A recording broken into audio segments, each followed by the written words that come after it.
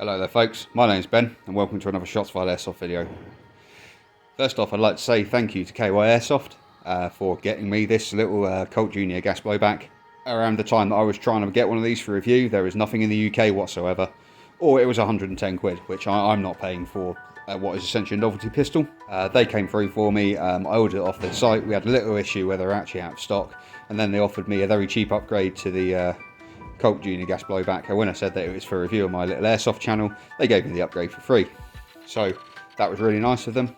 KY Airsoft are pretty much a real good place to get parts for things like WEs and that. They list pretty much everything for exploded diagrams. One of the things I do want to get for this is a little threaded barrel, and I will probably be ordering that from them after this. So again, thank you very much. Further to this, I'd just like to say this video is kind of out of sync because I had problems with this pistol, and eventually they were fixed by someone leaving a Chinese comment, which I finally translated the other day.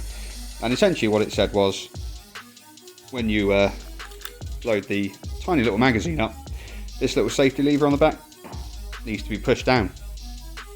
I don't know if it's supposed to automatically happen when you fill the BBs up as the follower goes down, but it has worked every single time since I pushed this little lever down. There is nothing in the manual whatsoever about this, whatsoever. So that was really handy. But thank you, a huge thank you to the viewer who pointed this out, and it has enabled me to finally get the review of this done.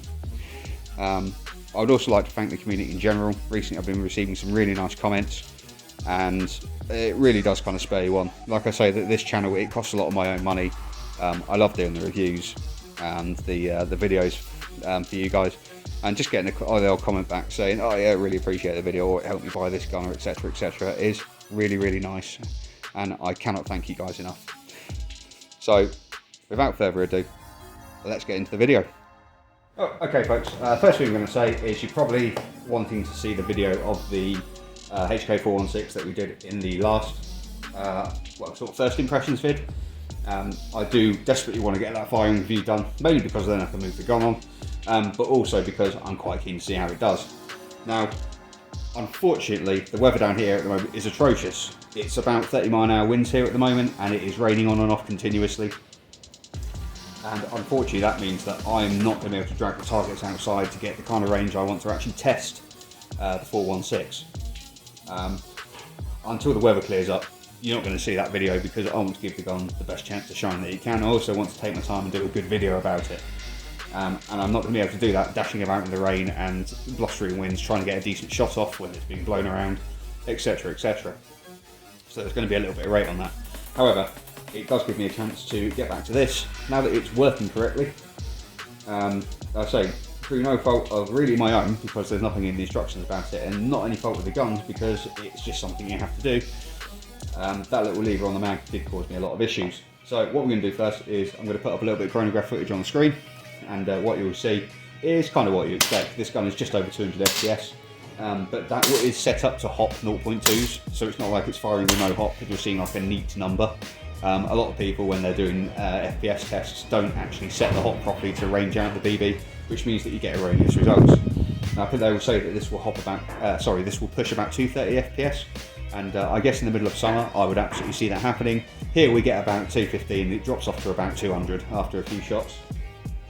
But again, that is firing a 0.2 gram BB out to about 35-40 meters, which it will do. It's quite impressive, the range of this pistol.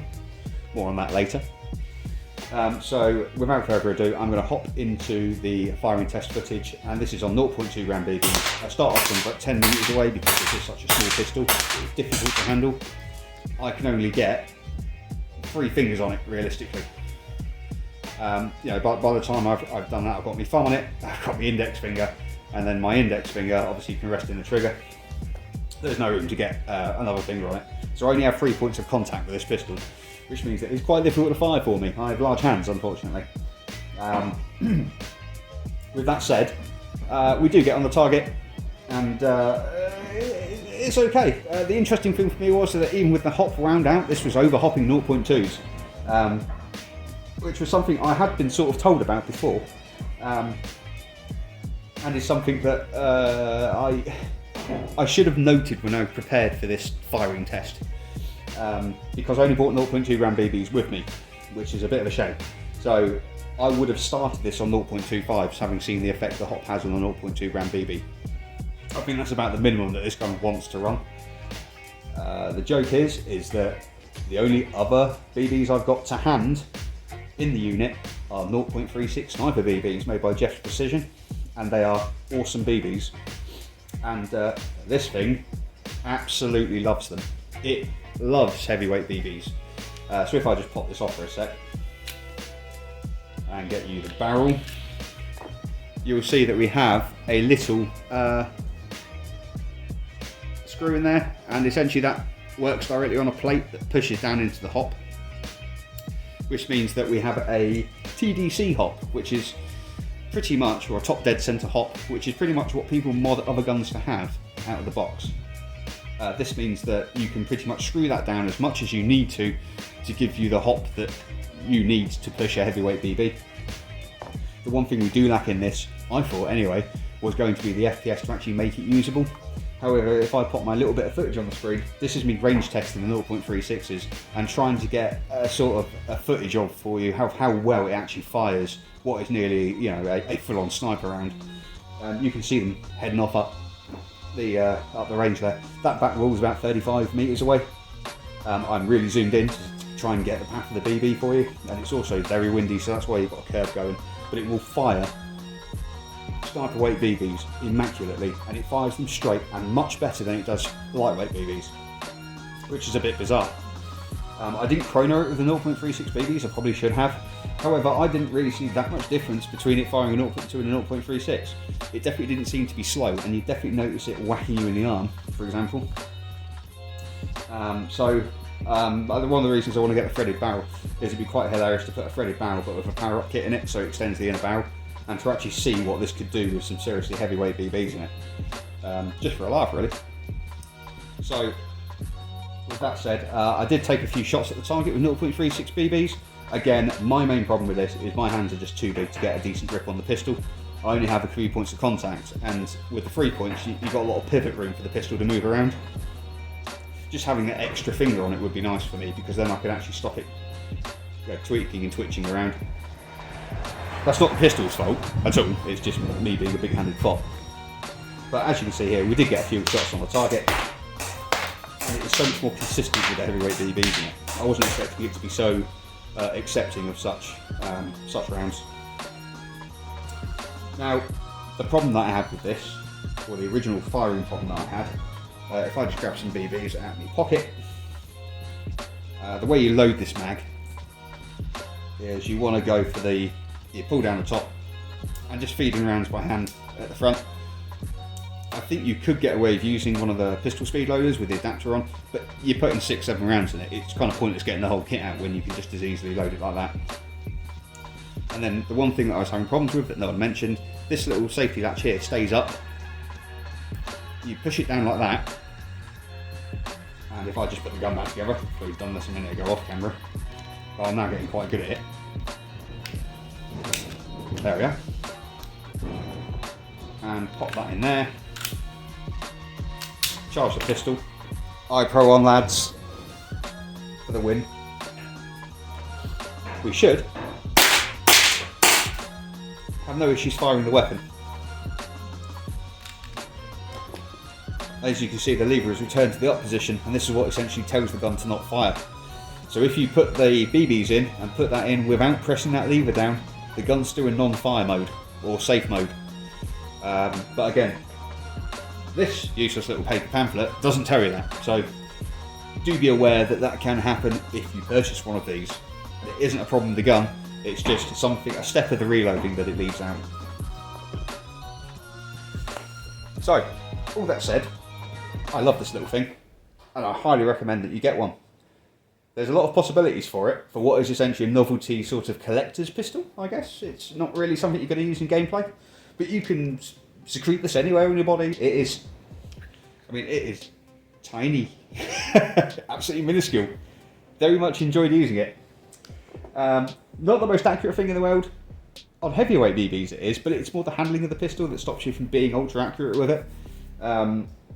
That is something that isn't really fixable, it's just so small. I mean, you could use a bigger sidearm for a start. And again, limited mag capacity but excellent gas capacity. This thing will fire about, I don't know, 5 free refills of the about 7-shot capacity, which means that this, for some reason, has more gas in it than like a 1911. Although obviously gas efficiency is going to be better because this is such a small slide. It's quite light. Although having said that, the actual spring in it is quite good, so it is fighting back against that. Other thing to note, the little mag ejection, now that the gun has settled down a lot and had a bit of use, does work a lot better. Before, it was quite difficult. I'd push this button down and I'd still have to kind of pick at it with my fingers to get it out. But now we've got a bit more use into it. As long as you give the button a good push, it will actually slightly eject the mag, which means that you can pull it out a lot easier. Whereas before it would stay stuck, sort of half stuck in there, and you haven't really got anything to grab. Again, big fingers don't help. So, with all that said, try and find one for a decent price. I don't think you want to pay the £100+ that some of the sites in the UK are asking at the moment, or some of the shops in the UK are asking at the moment. And like I said, I went further afield and got it from KY Airsoft. And even with shipping and that from Hong Kong, it was about 75 quid delivered, which undercut most of the UK places by at least £15. And one of the major issues I've got at the moment is Patrol Base have now sort of decided to class the Isle of Wight as Outer Mongolia, so it's now £19 to get anything delivered from Patrol Base to the Isle of Wight, which means that I will no longer be using them, unfortunately. It does limit my gun selection a bit, but I'm not paying nearly £20 postage for something I can get from another retailer for, you know, I think it's about £4 or £5, sort of like the average kind of basic postage you get for firearms in the UK. Well, not firearms, airsoft RAFs. So, yeah, that's becoming a bit of a problem, and I'm now willing to go further afield. The one thing that'd be really nice to have is for Tyrone Gun to get their shit together and start delivering back to the UK.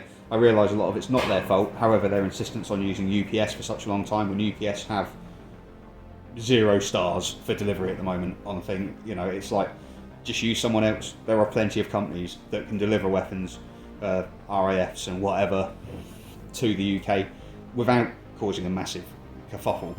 And it's beginning to get a bit annoying as a you know, an airsoft reviewer to not be able to get these things through no fault of your own. So another little rant over there. Get yourself up one of these if you want a bit of a laugh. Do be aware that the instructions are not great. You may have to play with it a little bit and experiment to figure out precisely what's going on. But get yourself some heavyweight BBs, adjust the hop, get it right, and just enjoy the pistol. It's great fun. So I've been Ben. This has been a Shots Fired Airsoft video. And again, I'd like to thank you all for watching the videos, commenting. It all helps the channel. Anyway, so the next video is going to be the 416 shooting test. So make sure you stay tuned for that. Bye.